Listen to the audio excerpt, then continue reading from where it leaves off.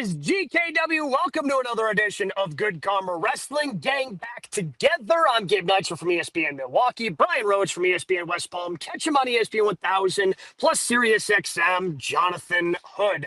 All right, boys. The wrestling continues to be good as we're bouncing off of All In for AEW as they get ready for Forbidden Door. WWE gearing up for SummerSlam coming up in a week and a half. But where we begin is off of Dynamite last night. And Jon Moxley is going to get another shot at the AEW World Championship against Hangman Adam Page. That's happening next week in Chicago as part of the residency that they have at the Aragon Ballroom. So the question is, how does Hangman versus Mox end? First of all, I got swerved on Wednesday night because my tickets were for Collision on the 31st. I didn't know that they were going to run this back next Wednesday. So immediately I picked up the phone and go, I guess I got to be there for that. That's a good one to be at. Yeah, I was just like, oh, Collision, thanks for coming to Chicago. No, I guess I've got to go. I mean, I honestly, when they announced that last night, Hood, the first thing I did was look how far Aragon Ballroom is from my house in Milwaukee. It's an hour and a half. So I'm debating. I might show up to see Mox versus Hangman too. First of all, it's unnecessary. You don't need to hotshot the territory. You don't need this match now. Why are you doing it now? What are you trying to? So, okay, thank God we have it, but there's no need for it. So I'm thinking that Hangman retains because you really want to be able to establish Hangman as the champion. When we saw this on Wednesday night, a dominant victory against Yuta. And so it just established him as a champion. So, again, it's a matchup that we look forward to seeing, but not right away. But now it's going to happen. I think we further understand Hangman is the man in AEW after that match. Yeah, that's the weird thing. We all assumed All In would be the end of the Death Riders, but they're still prevalent. We're still seeing Mox. So maybe this is the end of it. Hangman wins. He's a dominant champ. And then the Death Riders turn on Mox. And then Mox takes a vacation, which is about 3 years too late at this point. Maybe that's what we see next week. It's very odd seeing that. I had it on, and I wasn't, fully locked in. And then I hear Hangman say, next week in Chicago. Huh? I literally rewound. That's not right. They're not doing a title match next week. Did he screw it up? Did he mean Forbidden Door? But we're 6 days away from another world title match. Yeah, I don't know if it's just because they felt like you said, they don't have to hotshot the territory, but when you're doing these residencies, right? You got to make sure people showed up, and they had. I mean, it holds what, 1,400? Is that what it is? Yeah. And they sold out last night. I saw that on WrestleTix on Twitter that last night was sold out. Crowd was hot. Crowd was great. So I don't know if it's hey, we got to make sure people are showing up toward the end of the residency, or hey, Chicago, you've been great. Here's a world title match. I don't know the reasoning behind it, but honestly, I kind of liked it last night. The way AEW booked Dynamite in a way that they haven't done in a while, but they've been better at. And something that we've complained about, me in particular, where a lot of times with AEW, it just feels like, oh, here's this segment, here's this segment. They did a through line just about the entire time last night where, it starts with MJF confronting Hangman.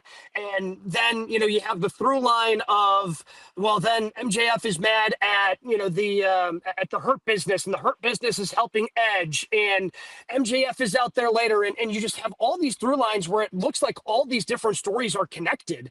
And that's to me how you're putting on a really good wrestling show, when you're able to make all these connection points to all these different stories, and then ending with Mox getting the championship, and the way that Hangman is just carrying himself, I love. Dressing down MJF, calling him a coward. Yeah, you're trying to goat me in this. I see through you. This is BS. Going out there and dictating and demanding the terms of Mox. And to me, yes, this is going to put an end to it, because we had the schmazzy street fight, death match, all the different things, all the different interferences. Now we're just getting a straight up wrestling match between these two, because everybody's barred from ringside. So to me, it's okay, now you get to put him over as a tremendous wrestler as well, because that's what we know Hangman to be. So I agree with you guys. Is this necessary? No. Am I looking forward to it? Absolutely. Yeah, I'm looking forward to it as well. I'm just surprised it's happening there. It's one of those things where, man, you can put this in front of 5,000 people. People want to see the rematch, but it's fine. It's fine. I'll say this, that I would agree with you that AEW has done a much better job. And Tony Khan is the one patting himself on the back. He's telling you that, like, yeah, I've moved all the clutter out of the way. I'm doing the booking. Like, okay, Barry Horowitz, go ahead. Pat yourself on the back. You're the one that's doing it. Whoever's in charge, whoever's got the pencil, they're doing a great job of being able to tell stories as of late. My only concern, because we've had this happen in the past, like we see AEW hot, Forbidden Door comes, and all of a sudden it dips a little bit. Are we getting this because Forbidden Door is going to be Hangman versus someone we don't typically see? And then all of a sudden we lose some of that momentum. That's my only concern right now. So I guess that'll be fine for me. And they did a better job the second time around on Forbidden Door, because they had all these storylines that they basically set to the side, and they're like, hey, we want to incorporate some of these New Japan people in the build-up to it. So it depends upon how they decide to treat Forbidden Door. If they're bringing in a bunch of New Japan people just for one-offs, not great.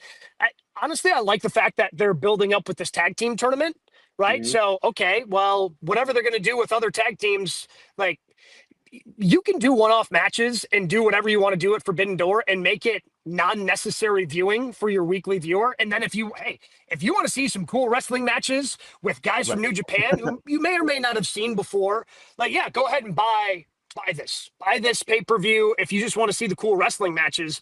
But as long as you keep the storylines going on Collision and Dynamite, then that's fine. I think you can kind of turn Forbidden Door into, for lack of a better word, a house show, because it's not going to be that, because it's right. It's overseas and the crowd's going to be hot and it's going to be great. But I think you just turn it into, hey, we're just going to put on some really good matches here, but we're going to keep telling the key stories that we want to tell for after Forbidden Door, rolling on Collision and Dynamite. I'm 100% okay with that. Yeah, that's 100% on point, because we've already done these shows in the past, guys, where we've talked about why is there such a disconnect between what's happening in AEW and what's happening in New Japan? Why put all these New Japan guys in when you're already telling stories on your main show in AEW? So it's a great point. And by the way, from everything that I read, Japan's kind of cooled off. Not the hot brand it once was. I don't know if it's a booking situation, what it is, but if you're AEW, it's like, yeah, we'll have some sprinkle of the Japan guys, but ultimately we got to take care of AEW business. Well, I think part of that reason is all these stars of New Japan are in AEW. Like, there used to be that appeal, like, oh, I want to see this person, I want to see that person. Like, to me, the biggest person you want to see in New Japan is like Gabe Kidd right now. We see him on AEW television. So that's the part where like the Forbidden Door stuff sort of loses some of its luster. And I know they're going to work in Progress and some CMLL stuff also. But if they're treating it like, I think a house show is a good phrase, where it's just like, hey, come watch fun wrestling. Like, we see that stuff go viral all the time, but the stories are going to continue beyond that. Because I think it's October is Wrestle Dream, so there's still a month in between the two. Like, keep it rolling. We get a title match next week. It's unexpected, but it's a positive. Wrestle Dream in St. Louis. Maybe somebody will cover for GKW. That's close enough. Maybe. Yeah, well, but also don't you have All Out in Toronto? Yeah. In between there? In between? Okay. I believe that's in between. So, Gabe, you got to cover that. You're closest. Well, I think we're probably going to get an Edge and Christian reunion at All Out in Toronto. So yeah, you're correct. September 20th is All Out. Yeah. So you got about a month between the two, but it seems like they're just going to kind of keep cruising, and if they can sprinkle some of that other stuff in with New Japan, cool. Otherwise, yeah, it's just going to be a really good house show. The response from Chicago, so not surprised, but just at the Aragon Ballroom when I was there last Wednesday, just huge pop for Hangman Page. People are so happy that he's the champion. They're so happy that Moxley isn't the champion. Moxley still gets a reaction because he's still roaming through the crowd and all that. So he's always going to get a reaction, but not like Hangman Page. And then we saw on Wednesday night, again, he comes out there, same jacket, same championship, and he still gets this big ovation because people are rooting for him. Think about where we were talking about Hangman Page, the three of us, 9 months ago, to where he is now as the main character in AEW. It's really incredible. I think he's finally fulfilling the potential that the Elite talked about when they first formed AEW, right? Like when Cody and the Bucks and Kenny, they're like, man, I think this guy can be like the best of all of us. Yeah, sure, whatever, guys. And then, you could start to see some of that. Then he becomes champion for the first time, and it's like, I don't want to make it seem like his first run as champ was Yeah. bad, because it wasn't. Like, it was earned. It was a good story. It was that. Like, to me, he's just on a different level, right? Like, he's everything he did with Swerve kind of graduated both of that. It's Swerve. I think we're going to look back in AEW history as Swerve versus Hangman as something that elevated both of them, which is what you want a feud to do, but also elevated the company because it raised both of them despite being a couple of former world champions. I think both of their games have been raised, and now it just feels different this time around with Hangman as the world champ. Yeah, I mean, he is the face of the company. He is a guy that you look at and say, like, all right, this is someone that's going to be here for a long time, if not forever. And everything is clicking. And I feel like that AEW history is, hey, we get the chase, everything's great, and then they become champion. It's like, oh, this sort of sucks. I don't see that happening with this title run, which is nice to say. And he shut down, No. and he shut down MJF Yeah. early in the broadcast. Loved it. Shut him down. I'm like, MJF had no comeback. It just, again, it's about building a champion. We already know he can go in the ring, but as someone as the leader of the locker room, I just like the way that they're writing this right now. Even the little stuff with Yuta where, like, he's like, oh, I could kill you, but, like, hey, look, no one's coming for you, and, like, letting them go, and, like, those little storylines, like, oh, this is clicking. Yeah. Well, but again, that's what AEW's been doing. The little things, because again, those little things add up to the bigger storytelling and give you a better payoff once you hit that payoff. The things that Hangman is doing that they won't let Cody do. Right. It's a baby face with an edge. Yes. Mm-hmm. It's not the cookie cutter one.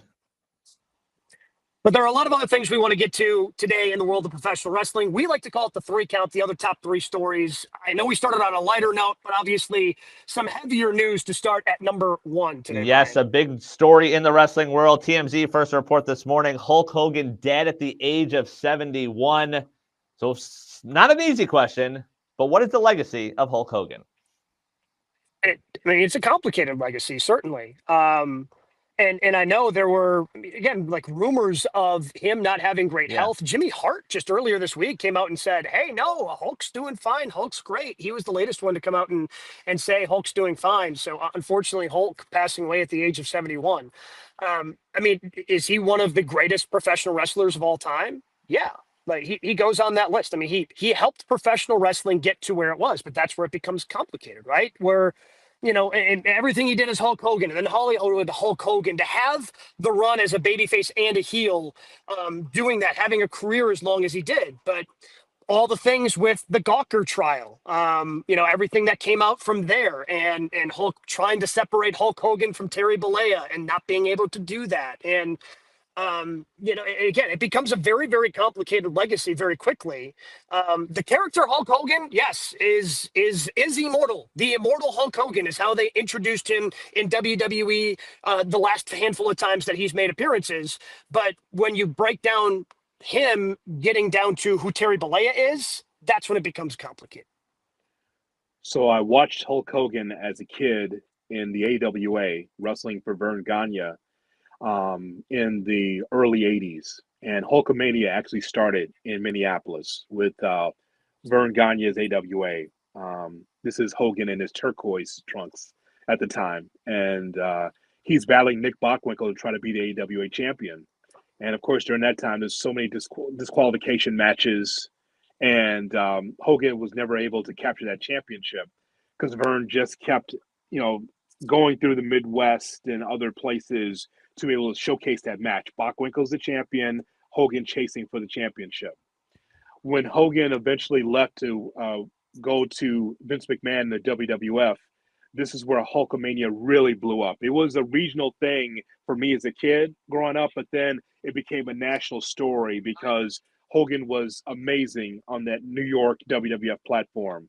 Hulk Hogan defeats Iron Sheik, as the Sheik was a kind of a transitional champion, and Hulkamania was just amazing. It was a national brand. The start of Vince McMahon's real fortune in WWF was because of Hulk Hogan. And Hogan would take on all these challengers and go right through them. There was a time, as you guys recall, in the early 90s where it was cool in 84, Rocket Wrestling Connection, part of WrestleMania 1, and then he's taking on these other, challengers. Of course, the Andre the Giant match in WrestleMania 3 where he slams Andre, even though, go back in wrestling history. We've seen Andre slam. Been done, yeah. Harley Race slammed Andre. So the point is, though, is that to see that in WrestleMania 3 at the Pontiac Silverdome was amazing, and it set the WWF on fire. Hogan is a huge part of that. People want to be on cards that Hogan was on, even if he lost. Even if they were at the first match, if you were on a Hogan card, you're going to get paid a lot because it was always going to be sold out.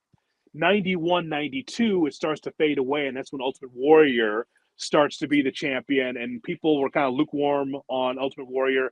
Hogan had to get back on top, as you well know. Like they tried with Warrior, tried with Sergeant Slaughter, they tried with Brett, but they wanted Hogan to continue to be in the mix. But I think that his legacy to me is Hulkamania, being in New York, playing, being able to wrestle for Vince, but also being one of the biggest heels of all time, being in the NWO and being part of that. Daytona Beach, Florida, we'll never forget, right? Who's the third man? It's Hogan. And Hogan really reset his career from being this, bland, played out, eat your vitamins, babyface Hogan. White bread babyface. To a guy that was like the ultimate heel, but also a cool heel, along with Kevin Nash and Scott Hall. So his legacy is that as a babyface and a heel, he was a top guy, and we'll never forget that part of his career. Professional wrestling isn't where it is today, Brian, Correct. without Hulk Hogan. 100%. Like that's just a fact. However you feel about Hulk, like the undisputed fact is we're not here. We're probably not doing the show if Hulk Hogan and Hulkamania doesn't blow up, if he doesn't do the NWO and help wrestling become what it did in the 80s and then take it to new heights as part of the Monday Night Wars in the 90s. Yeah, 100% agree with that. And that's why when we look at this, like, we separate Hulk Hogan from Terry Bollea. Like, Hulk Hogan, the professional wrestling star that we grew up on, the reason I became a wrestling fan, like, being a young kid during that time, like, the red and yellow was it. That was something that you look at like, oh, yeah, this is fun to watch. Hulk Hogan is still that name. If someone's dismissing pro wrestling, it's like, oh, you're like a pro wrestler, like Hulk Hogan. Hogan hasn't been in the ring in forever, but that's still the name that sticks with people. I do think it's weird. The last time we will ever see him in a ring is going to be that booing at the Raw Netflix debut. And I think that's more of where Terry Bollea took over what Hulk Hogan was. And we've talked about it on this show. We had opportunities to pop him on this show, and we passed because of what Terry Bollea was. But Hulk Hogan, the wrestler, the Attitude Era doesn't exist without him. Like, other companies don't exist without him. And that's something that will always have an impact on this sport that we love. Yeah. Yeah. And again, go ahead, Ed. No, I'm just going to say, just like that, I mean, his legacy lasts forever. And even in 2025, if there's boos from the fans, there's so many that still support him because they still believe in his, eat your vitamins and say your prayers and all that from 84. I mean, that's the thing. Like, people still believe in Hogan, even though that he was unpopular in some sectors of the wrestling universe. But I mean, just think about this, Gabe, Brian. Just think about him being on the road 300 days plus a year, plus movies, sold out houses. Probably was still underpaid even during that time because he brought so much to the table. Without a doubt. Yeah, he's one of those athletes. It's kind of a time where it's like, man, if he was Hulk Hogan today, he'd be getting way, way top dollar. He was fine. There's no tag days for Hogan. I'm just saying that he brought so much to the table, not just for WWF, WWE, but also for WCW as well. You remember him when he first got to WCW. That wasn't great at first because people didn't want that yellow and red Hogan. He had to turn heel just so he could be able to be relevant again. I'll never forget the story about in Daytona where Hulk Hogan was at Kevin Sullivan's house. And the night before that whole thing of who's going to be the third man, he's in Sullivan's house and trying to sneak out. They had to put a chair and lock the door to make sure that Hogan wouldn't leave because he was going to leave. He goes, brother, I'd lose all my money if I turn heel. And Kevin's like, nah, brother, you got to stay here. It's going to be the greatest thing for you. And Hogan's like, I'm not sure. They locked the door to make sure that he arrived at the arena and went through with it. And it was lucrative for them as well. So what a story Hulk Hogan has been. I mean, even TNA and Impact, like, it was a flop for the most part, him being there, but like them still being in business, I think part of that is that the fact they're able to pull a Hogan out there and, ultimately try Mondays and things like that. But like, that was a win for them. And still to have that impact where the WrestleMania is being what they are, it's a 2-night thing, it's taking over the international thing. Like, to think about, like you said, Hood, the WrestleMania 1 and him being out there to where it is today, like he's a big part of why that happens. Oh, Rock versus Hogan at that Yeah. WrestleMania is I mean, it's still probably one of when WWE puts out lists and they put out, WrestleMania match lists or just big, like in terms of pops from the crowd, like Rock versus Hogan is always going to be on that list. It's always going to be a huge part of that, without a doubt. You always will remember that because of the double turn. Right. You know, we say this about like Brett and Austin a lot, but the double turn where both veterans go, Toronto still loves Hogan. Let's just do a turn here where you're the baby face and the Rock is the heel, and it worked out perfectly. I think that's one of his best matches, if not the best match. I mean, we can talk about Hogan Andre all we want, but that matchup resonated and it lasts the test of time. Hogan was never the greatest worker, as we well know. No. However, if for our younger listeners and viewers, go to watch Hogan in Japan. You want to see him actually wrestle? He was amazing. The catch as catch can for a 300-pounder, where you had to wrestle, do the moves. He did it. It is amazing. But he didn't have to. Before Cena, he was the 5 moves of doom, and he still got over. How does WWE handle this on TV? Because they seem to have pivoted from him over the last few months, where we saw the Raw Netflix thing. We saw the react. Is this like a full show? Is it a video package? I think he gets a 10-bell salute. Yeah. To start. I mean, they could do it. They might do it on SmackDown and Raw. They might do both. Yeah. I think they have video packages, but I think they do something throughout the entire nights on Friday and Monday. I mean, this is, again, at the age of 71. Yes, when last time they rolled out Hulk 8 months ago. Right. Didn't go well. Nope. But it's honestly different after somebody has passed like this. And you put up all the clips like we were just talking about, the body slam, him versus Rock, him turning, because obviously they've got all the WCW stuff, him turning heel, like Hulkamania running wild, him and Ultimate Warrior, him and Macho Man. Like you put all those things in a highlight package and play them throughout the night. And hell, I mean, you could again separate into different like eras of Hulk Hogan of highlight packages to play him throughout the night. And again, it doesn't seem like he would. Yeah, again, I think they were separating themselves because they didn't want to have that negative reaction of when he came out there as the immortal Hulk Hogan. But after somebody passes like this, I don't think people are going to be booing somebody who just passed away if they put up a video package and do the 10-bell salute. I think that now he becomes full-fledged babyface. You're right, in his passing.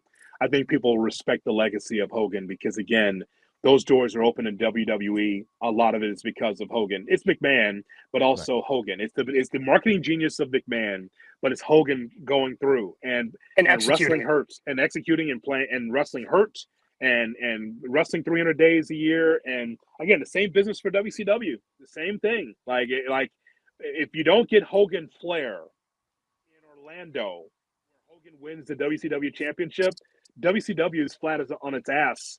Because then you don't get the NWO, you don't get all the acclaim, you don't get Dennis Rodman and all these other matches that they had, Karl Malone, Sturgis, all the stuff. Like none of this happens unless Hogan's there. If Hogan and Flair does not happen in WCW, their door closes 3 years earlier. It may not even reach the 2000. Quite frankly, it was dead on its ass. WCW without Hogan. Also, because of that, we don't see the Attitude Era. Like, we saw how Vince operated when there was no competition. Like, he's not pushed. He can put out whatever he wants. So if WCW doesn't reach that level, WWF never reaches that level. Like, that's just sort of how it went. 100%. Well, I think that Gabe nailed it right from the beginning, guys. It is a complicated legacy because there's a difference between you enjoying or hating, as I was a kid, hating Hulk Hogan, but still watching his matches versus who he's been away from the ring. And so we're a wrestling show. We keep it wrestling. One of the pillars of this wrestling that we talk about, one of the Mount Rushmore guys, is now no longer with us. So rest in peace, Hogan, for all that he did for the wrestling community. Yep, Meltzer summed it up in his tweet. Hulk Hogan died at 71 today. He's probably the most famous pro wrestler who ever lived, and more people paid to see him perform over the course of his career than any other person, thanks to the memories. Fair. Couldn't say it any better. Tough to transition away, but what do we have? Number 2. this week, Brian? Yes, on a much lighter note, Hood and I had the opportunity, SmackDown coming to Cleveland. We had an opportunity to talk to one of our friends of the show, Chelsea Green. And Chelsea, being the open book she is, always entertaining. This is our conversation with Chelsea Green.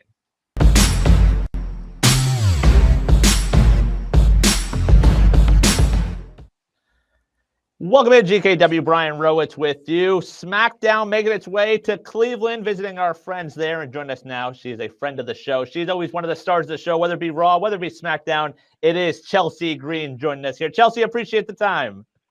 Thanks for having me. I'm currently in Joshua Tree. Oh, that is not Cleveland. That is not Cleveland yet. Yet, okay. Yet. My time to shine in Cleveland. There you go. For you, you look back on this past year, so much has gone on in your career. For you, when you reflect, what has this last year meant to you on the professional wrestling scale?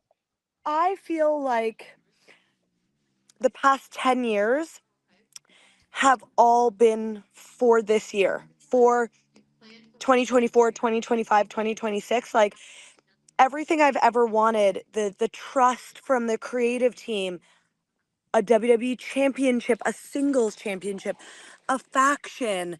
I'm traveling the world. I am booked and busy. Like that is all that we ever dream of as a wrestler. So it's been crazy, you know. It feels like it happened overnight, and then at the same time, it's been 10 years. Right. So, the saying is you don't become an overnight sensation overnight. For you, when did it click? When did you suddenly realize, wait, this is happening and all this is going what I've always thought would happen? I would say, so I came back in 2023. I would say around mid 2024, I was like, oh, this is everything I've ever dreamed of. And like my husband reminds me that all the time. Every time I'm like, oh, I'm tired, or like, "Ugh, I don't want to get on this plane." He's like, babe, this is everything you dreamed of happening, and so many people never get to experience this in their career. And I just feel so lucky that I get to do it, and not only, get to do it like kind of with my husband, but I've got my girlfriends all there. And then also the support. What does that mean to you? It's one thing to bust your ass in the ring and do all that, but to see the fan support. I mean, it was a few months ago, WrestleMania, like you were one of the talk of the town. You weren't even on the card. What was that? What does that mean to have that support from the fans?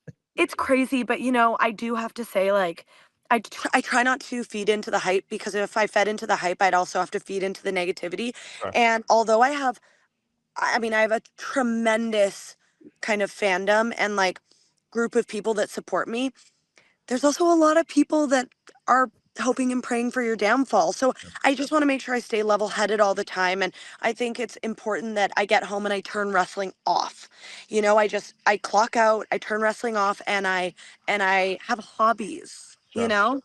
You continue to shine. You continue to be that. You mentioned social media, though. You use it as a voice also. You're out there. You have your opinion. How is, it's a cesspool, social media generally, but how are you using it in a positive light as well? Well, I think everyone knows on social media, I really do try to speak about women's rights and the LGBTQ Yep. community. I just want to make sure that as a white cis female, I'm doing all I can to kind of like be a loud voice for the voices that don't feel like they can be loud. I grew up with people in my family who were gay, who were trans, and so I have strong ties to that community, and I just want to make sure that I'm using my voice for the good. Look, I don't believe in necessarily feeding into the political side of things, and that's what I always wanted to make clear. Hey, vote for who you want to vote for. That is not something that I need to know. However, I'm still going to support what I support, which is women's rights and actually human rights. That makes sense. Chelsea, last time that you were on the show, you talked about how it's really not about championships, but about telling stories.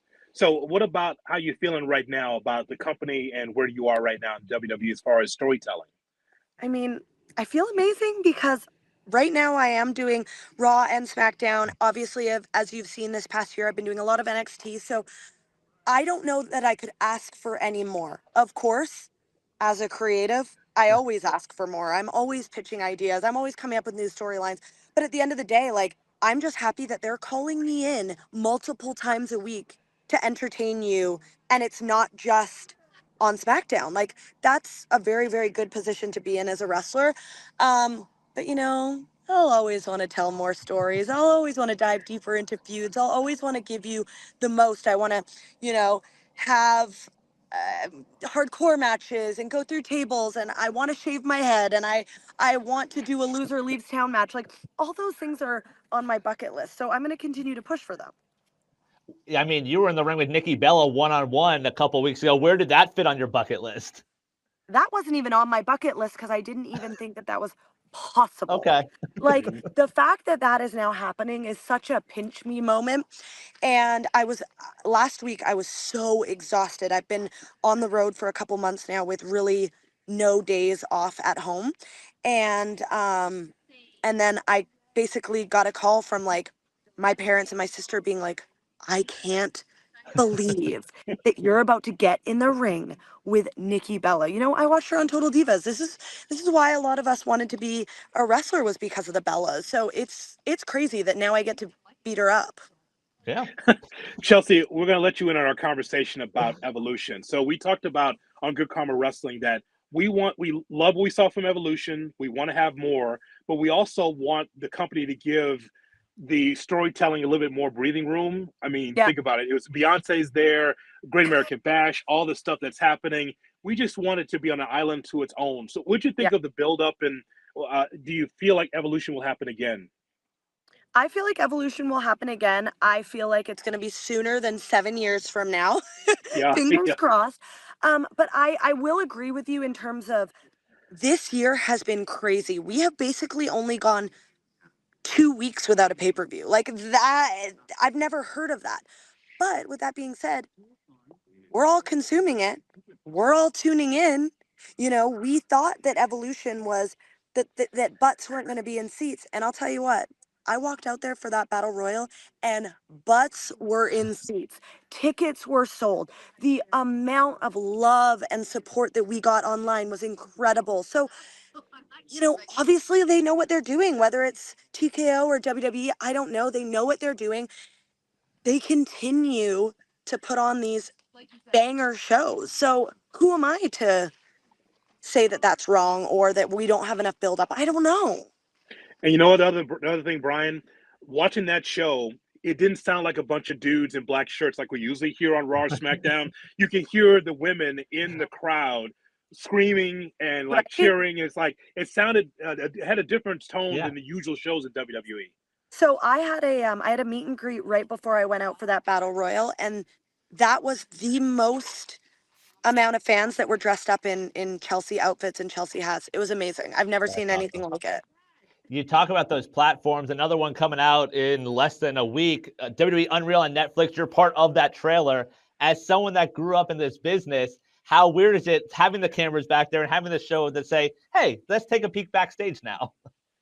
I mean, you know, as a former fan, like, I loved watching Total Divas. So I would have been seated for Unreal.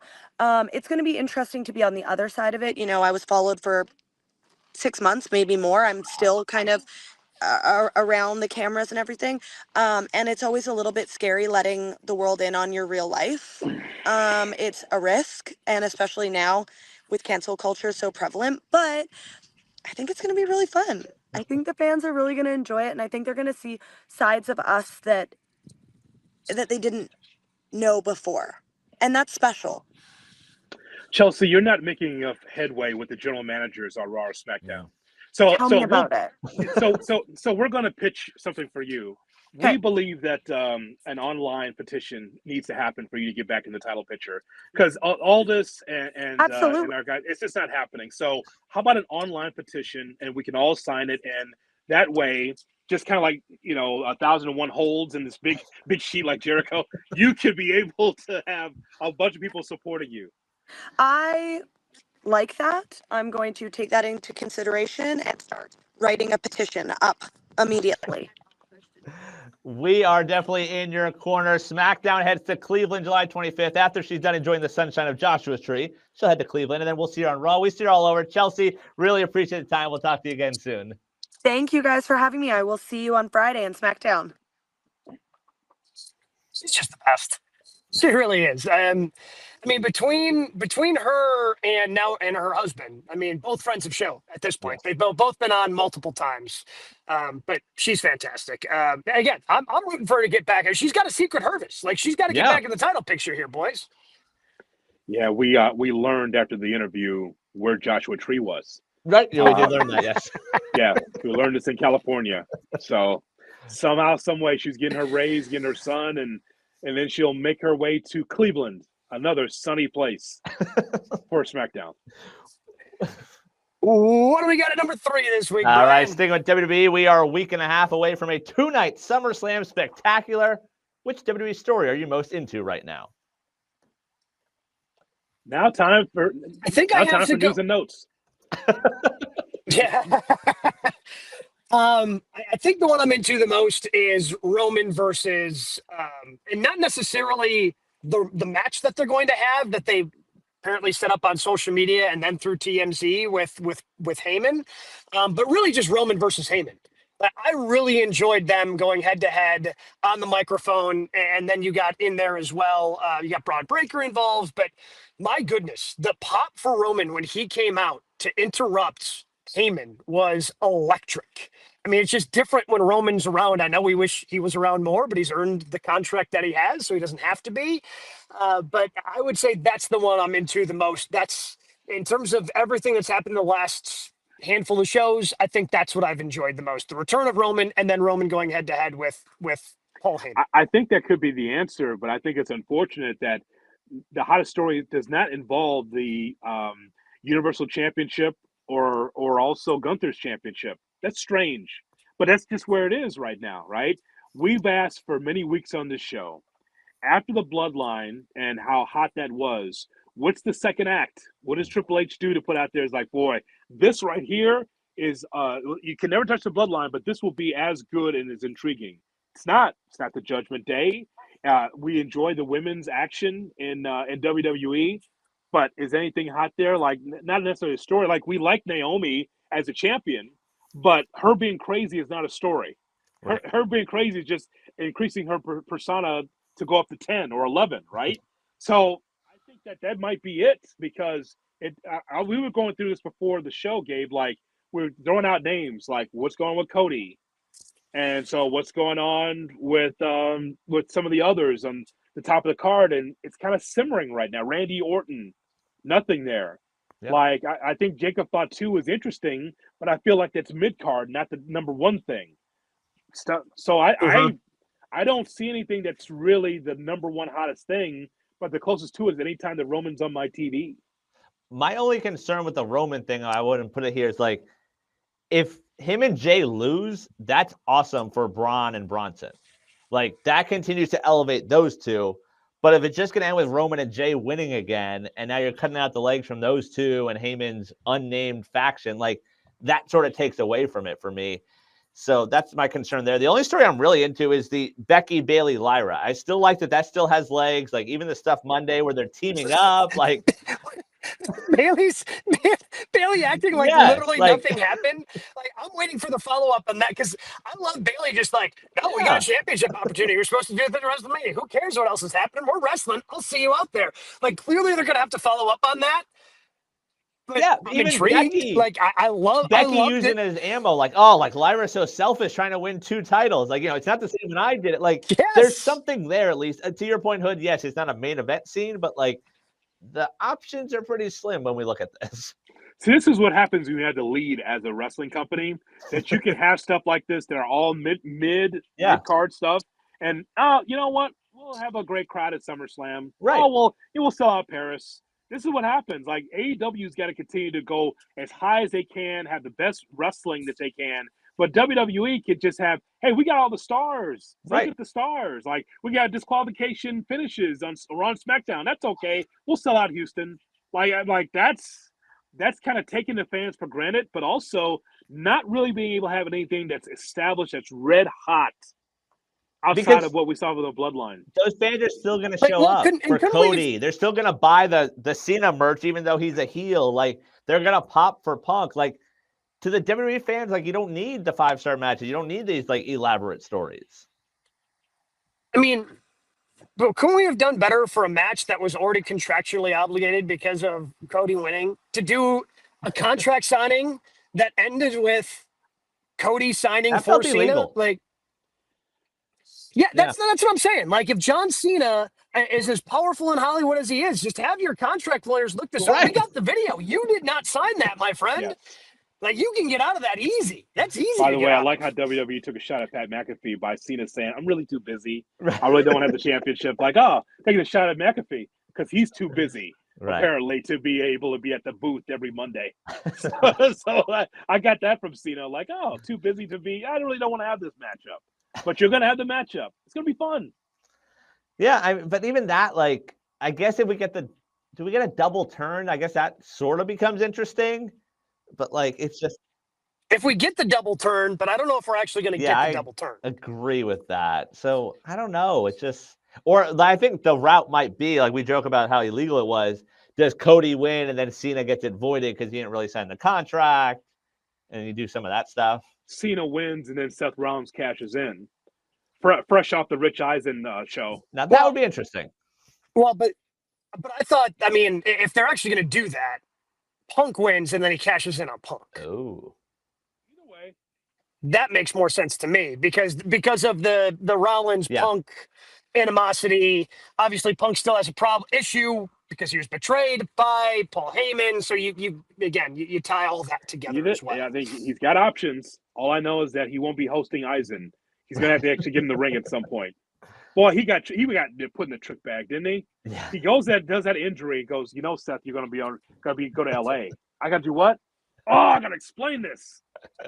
Before we talk about the Cowboys, right? Let's talk about my injury situation. Before we break down LeBron, let me tell you, I have crutches over here. I'm actually hurt. That's it. If they're swerving us, I will give them credit for that because that could be interesting. I mean, that faction, like, it wasn't anything super interesting before the injury, but at least there would be something there. I'd be into that. Yeah, especially if at the end of it, like you said, if they, I guess it depends upon what night they're going to do Roman. I'm guessing that's night 2. They're going to do that tag match. They'll do that night 2. Not in the main event spot? No, Punk and I'm assuming you're going to have main event with Punk and Gunther night 1 and then Cena Cody night 2. I don't know. Okay, well, Punk. Well, it's going to be either the main event or begin the show. It's going to be one or the other. It's not a mid-card match. It's for the World Heavyweight Championship. Yeah, but Roman's coming back for a mid-card match? Again, the beginning or the end? One or the Two other. options. Yeah, I mean, listen, the old MJF trick, man. Yeah. If I want to lose, get me out of there early. MJF, Brock Lesnar. I mean, this is a tale as old as time in professional wrestling. But I think you could do something. If Seth does return on night 1 and cashes in on a Punk, and then he's around, he can then assist them to help defeat Roman and Jay. And then that faction is getting stronger coming out of SummerSlam because they've got a world champion. They've got those two. Now you can be like, oh, they won this tag match. Roman's one of the greatest champions of all time. Sets up a tag team match. And then you can, potentially have those guys just absolutely stomp out Judgment Day and the tag team champions over there. Your thoughts about Lyra and Becky and Bayley is I think is interesting. I think if nothing else, this is a lot about Lyra Valkyria. So she's really grown up in a big way. So I like that. And so she's Bayley's had to because but Bayley's been doing some of the best work I think she's done as a heel. I've really enjoyed the work that she's been doing. I mean, Becky's Becky. Like, she's just going to knock it out of the park. So it's like they basically threw Lyra in the deep end and go, hey, figure it out because these two are going to carry their weight. Can you carry yours? And she has. But I guess my point about Lyra is we criticize WWE for always going with veterans. Right. And, even The Undertaker showing up at NXT. But at least you have someone young that you're like, yep, she's the future. And I think her promo has been great. I think her in-ring action has been great. Can you do something with whenever this is over? What are you going to do? Because I felt the same way about Zoe Stark when Zoe was doing the with her storyline with Trish, and Zoe shined. Like it's like, oh, they got something here. And after Trish went away, Zoe went away off our televisions very shortly after that. And I think that's why this is standing out, because like it is a young star getting put in a big spot with some veterans and actually shining. Because you assume she will win the IC title back, and then yes. Does she stay on TV after that, or is it like, oh, yeah, you won the title? Like, oh, yeah, we have that title 6 months later. You mean like Zelina Vega? Right. Kind of just disappeared off our TV. Uh-huh. Happens Drop the title, right? I couldn't even tell you who the U.S. champ is. Did she drop it, or am I making that up? No, she dropped it. But who did she drop it to? Oh, Julia. Wow. Do not remember that. Oh, yeah, that's right. She did? Yeah. Oh, that's what happened. Well, she broke our guest's nose. That's right. why. Google had to tell me that. I did not remember that in the slightest. When did that happen? On Main Event? I mean, maybe, yeah, I'm not sure. Yeah, it was definitely SmackDown. But June 27th episode of SmackDown. So a month ago. I, in my head, cannot picture Julia holding the United States Championship. I don't know what that looks like. Nope. Is it on Speed? Is that what happened? Did it happen in 3 minutes on Speed? Did they put it in? Did they put it on TNA somewhere? Did they? Well, that's possible. Where did this thing get buried? Was it on but again, I think, it on Evolve? I think Brian's larger point is they just have their big stars involved. And that's all they need right now to sell tickets. That's not always going to be the case. They're going to have to pick something back up. I am curious to see how this SummerSlam goes because I have been of the opinion they're not hot enough to do something like this on a consistent basis outside of WrestleMania. I agree. You don't need 2 nights of this, but we're getting it anyway. What do we have in news and notes this week, Brian? All right, Scott D'Amore on his podcast talking about the Young Bucks said they've done everything in AEW as characters and executives, and he said, quote, I could see them one day wanting a WrestleMania moment. I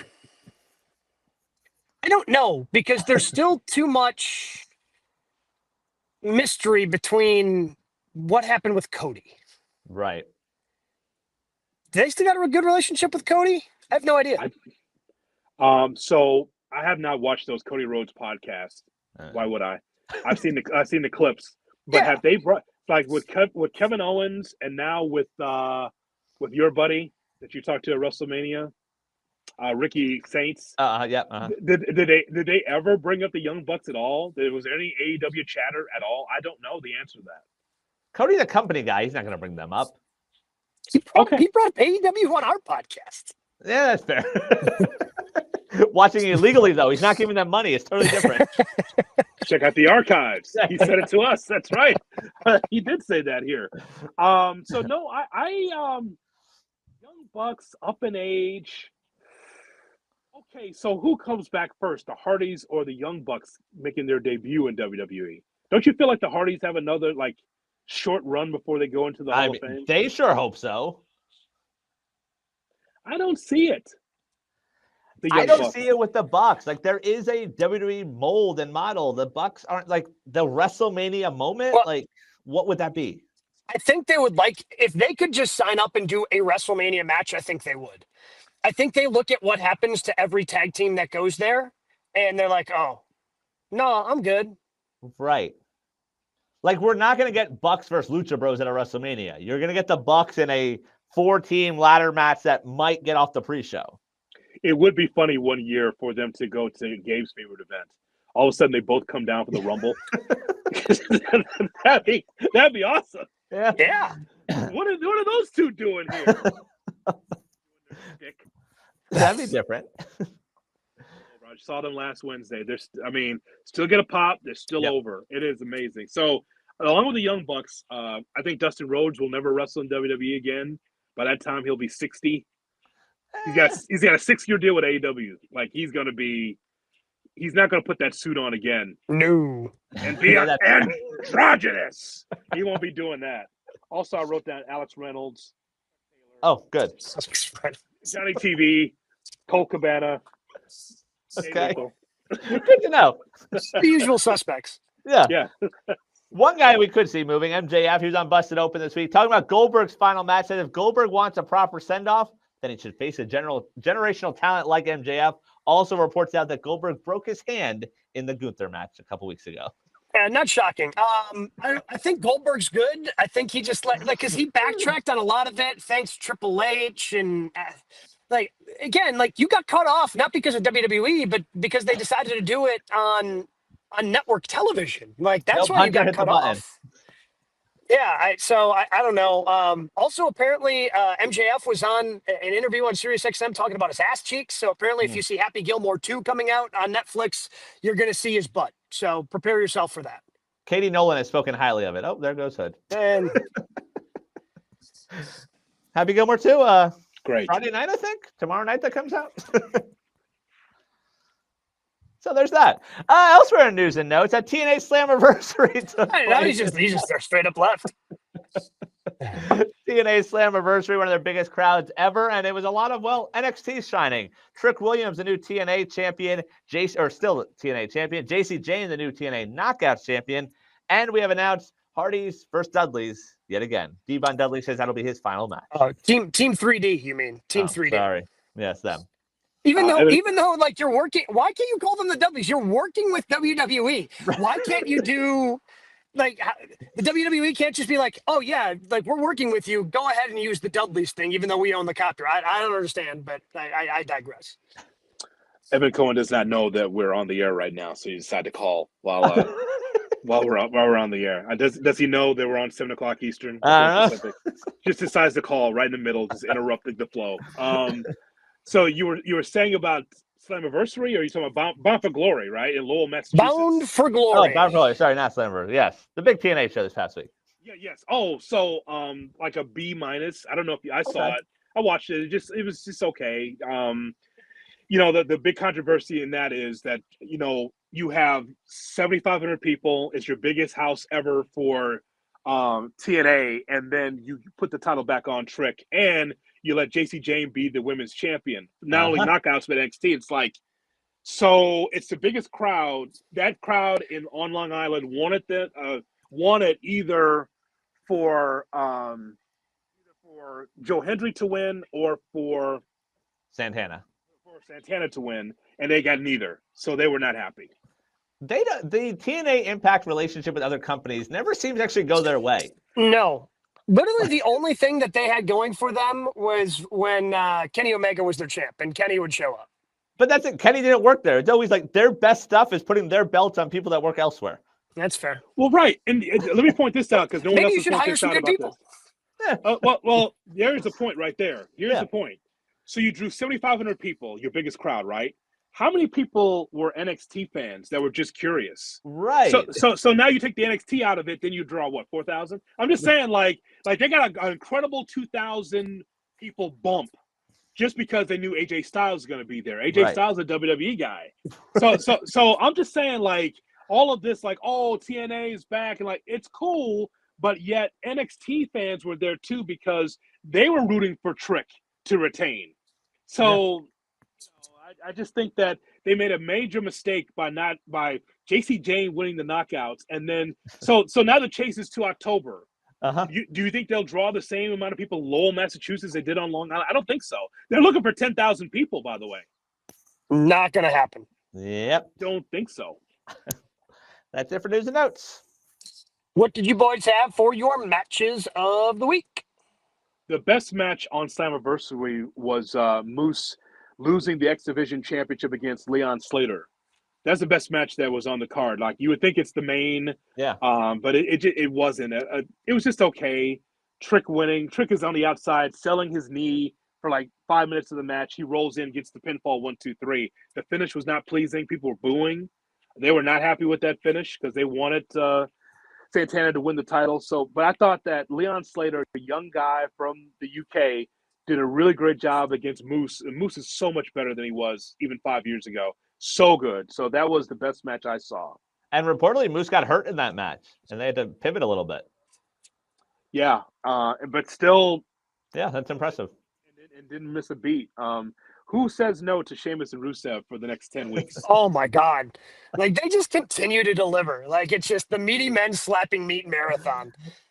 Is that what Rusev wanted? Like, I'm always so torn on these guys. Like, he made such a stink and like got out of AEW, and now he's just all right. You can wrestle Sheamus for the rest of the year. Like, it's just very odd.